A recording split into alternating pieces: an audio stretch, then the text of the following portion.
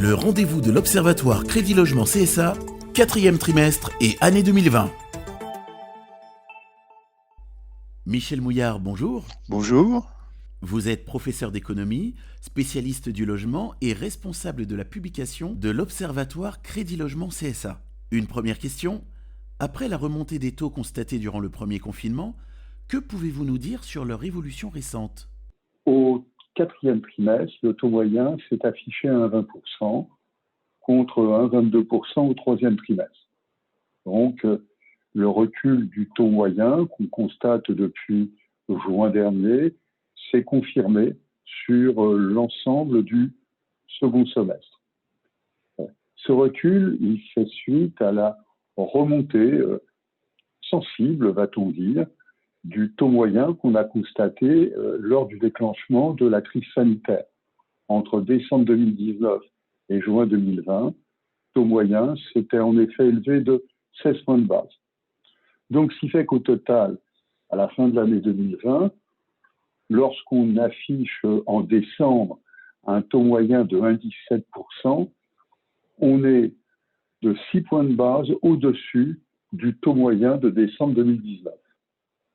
Bon, la conclusion qu'on tire de cela, elle est simple. Les établissements de crédit ont cherché à aménager les conditions qu'ils proposent aux clientèles pour soutenir un marché qui a été fragilisé par plusieurs mois de confinement, de crise économique, de montée du chômage, etc. Bon, quand on regarde de façon un peu plus détaillée, on s'aperçoit que sur le taux à 15 ans, entre juin 2020 et décembre 2020, on a un recul de 12 points de base. Le recul va même jusqu'à 17 points de base sur les prêts à 25 ans et plus. Alors, comment peut-on comprendre que finalement, sur les produits phares, 15 ans, 20 ans, 25 ans, le recul soit plus rapide que tout sur le taux moyen? C'est simple, c'est ce qu'on avait déjà constaté lors des publications précédentes de l'Observatoire. On a un déplacement de la production vers les durées les plus longues. Et donc, le taux moyen progresse au final moins vite que les taux observés sur chacun des segments de marché. Bon, et puis pour finir, comme sur les livraisons précédentes de l'Observatoire, qui sont les catégories de ménages qui ont le plus bénéficié du recul des taux constatés entre juin et décembre. Bon, il n'y a pas de surprise là-dessus. En réalité, ce sont les emprunteurs qui présentent la meilleure signature. Donc, les revenus les plus élevés, l'apport personnel le plus conséquent, une stabilité professionnelle, etc. Bon, cependant, ne nous trompons pas. Pratiquement tous les types de clientèle ont bénéficié d'une décrue de taux depuis juin 2020. Mais si on prend les clientèles qui sont les clientèles dont la signature est considérée comme moins solide, moins bonne, ces clientèles-là ont bénéficié d'un ajustement des conditions moins marqué que pour les autres. Bon, néanmoins, voyons bien que sur la fin de l'année 2020, nous avons une très grande diversité des taux. Par exemple, si on prend des prêts à 15 ans, sur les meilleures des signatures, en moyenne en décembre, on est à 0,72%. Mais si on prend le taux moyen sur des prêts à 25 ans pour les signatures les moins appréciées, on est sur un taux moyen de 1,68%. Entre 0,72 et 1,68, grande diversité. Le marché s'adapte au type de clientèle et le marché propose des produits très diversifiés selon les profils des ménages qui s'y présentent. D'accord. Maintenant, peut-on examiner les évolutions intervenues depuis le premier confinement, l'allongement de la durée des prêts octroyés? Bien sûr, parce que la particularité de l'évolution intervenue depuis juin, c'est un allongement de la durée des crédits octroyés. Par exemple, au quatrième trimestre, nous sommes sur une durée moyenne de 233 mois. Euh, Nous étions une année auparavant à 228 mois.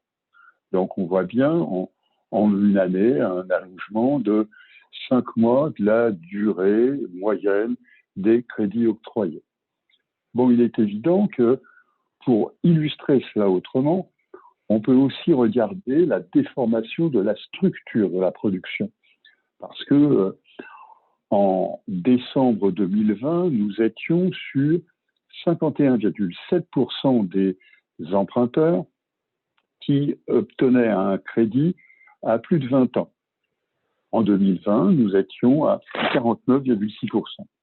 Voilà une autre façon d'illustrer l'évolution qui nous dit que les établissements, pour soutenir la demande, pour chercher à compenser euh, les, euh, les risques de précarisation des emprunteurs, les abandons des projets, etc., ont non seulement joué sur les taux, mais aussi sur les durées. Bon, alors, allons un peu plus loin si on le veut, et puis demandons-nous, mais qui bénéficie de ces crédits aux durées les plus longues? Là, aucune surprise encore. C'est la confirmation de ce que l'on constate depuis quelques trimestres déjà. Ce sont les moins de 35 ans qui bénéficient le plus largement des durées longues. Par exemple, au quatrième trimestre, 63,9% des moins de 35 ans avaient obtenu un crédit à plus de 20 ans. Pour prendre une illustration, avant le début de l'allongement de la durée des crédits octroyés, donc en 2012 par exemple, nous étions à 29,2% de l'ensemble des crédits octroyés à des moins de 35 ans sur des durées de 20 ans et plus. Voilà, donc on le constate, les évolutions confirment bien la transformation du marché et ça se lit sur les taux, ça se lit sur les durées. En 2019, le HCSF avait aussi incité les banques à relever le montant de l'apport personnel exigé. Qu'en a-t-il été? Ici, nous observons une évolution que je vais qualifier de spectaculaire.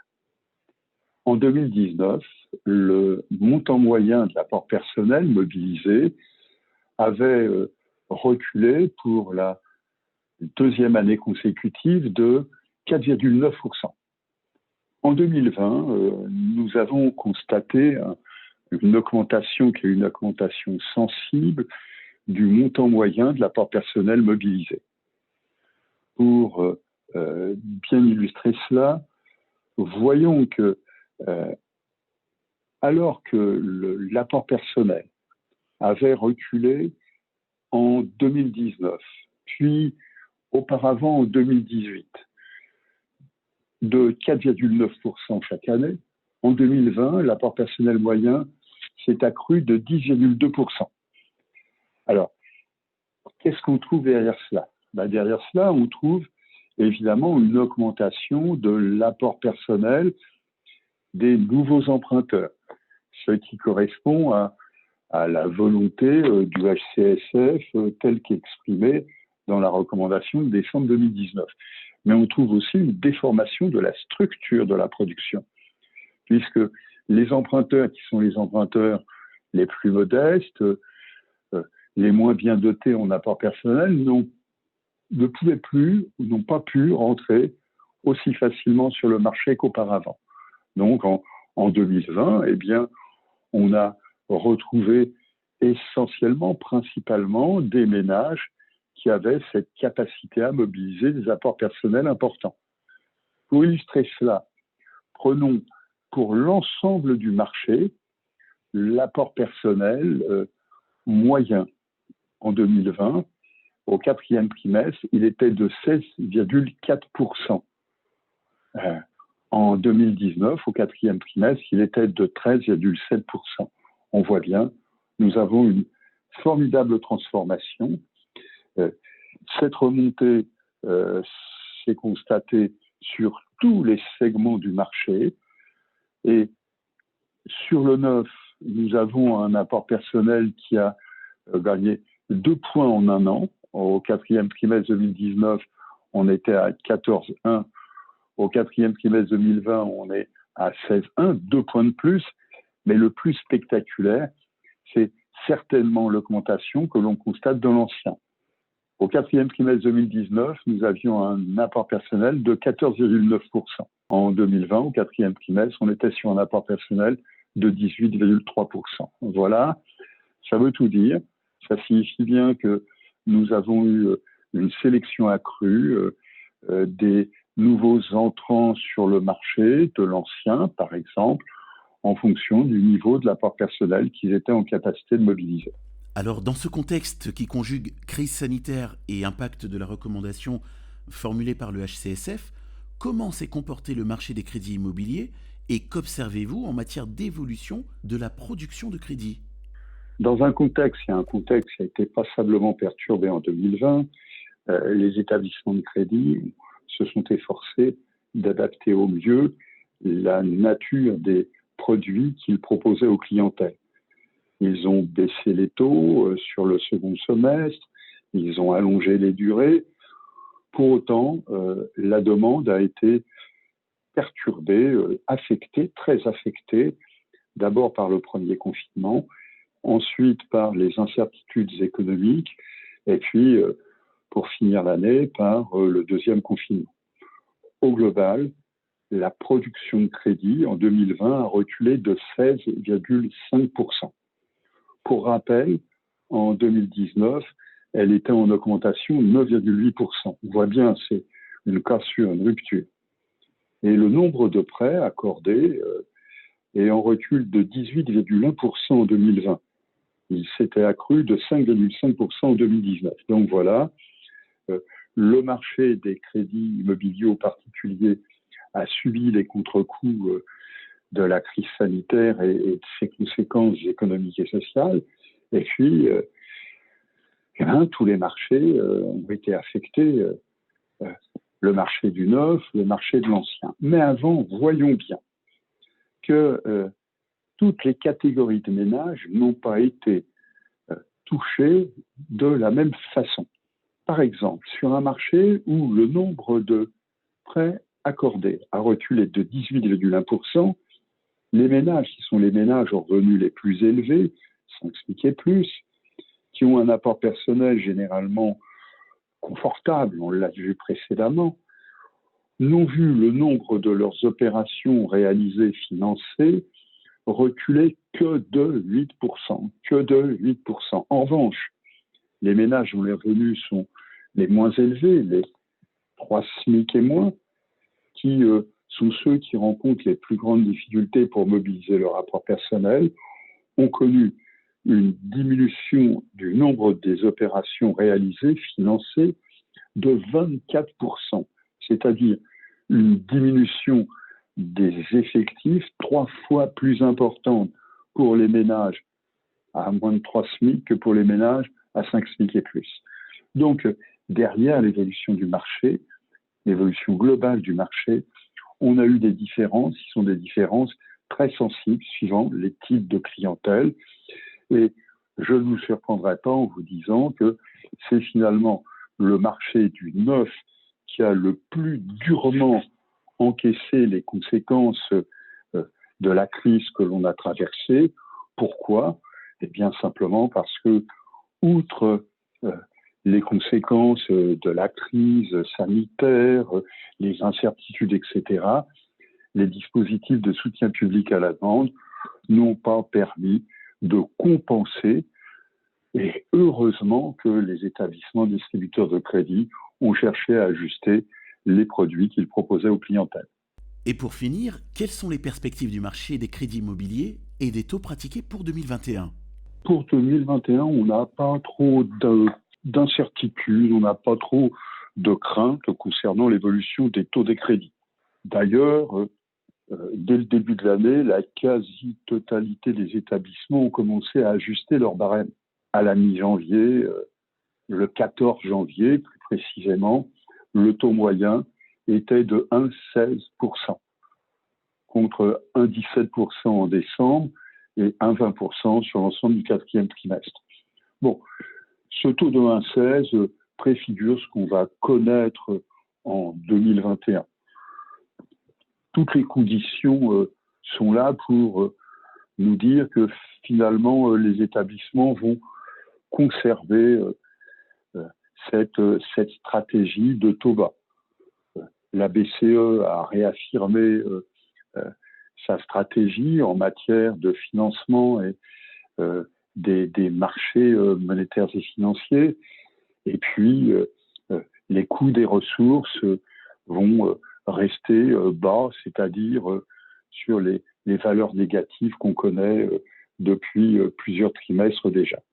En revanche, il est clair que, en dépit de cet environnement financier favorable, il est clair que la demande va se trouver confrontée à la situation macroéconomique. On le sait, un taux de chômage qui va être au minimum en 2021 de 10%, une croissance économique qui, même si elle repart, peinera, et puis donc un moral des ménages qui va être affecté. Donc on ne s'attend pas, soyons clairs, à une belle année 2021. Nous avons eu en termes de production de crédit, on l'a vu, une année 2020 avec un recul sensible. On s'attend en 2021 à une poursuite de la baisse, moins marquée, bien sûr, moins marquée, mais qui devrait être de l'ordre de 7%, 8% peut-être. Donc on le voit, en dépit d'un marché sur lequel les taux sont bas, très bas, en dépit d'un marché sur lequel les durées vont rester élevées, parce que, par exemple, sur les 15 premiers jours de janvier, on reste sur les 233 mois en moyenne que l'on a constaté au quatrième trimestre. En dépit de tout cela, on va pas avoir un marché qui va faire preuve de performance extraordinaire en termes de production de crédit. Merci Michel Mouillard pour cet éclairage. Le rendez-vous de l'Observatoire Crédit Logement CSA, quatrième trimestre et année 2020.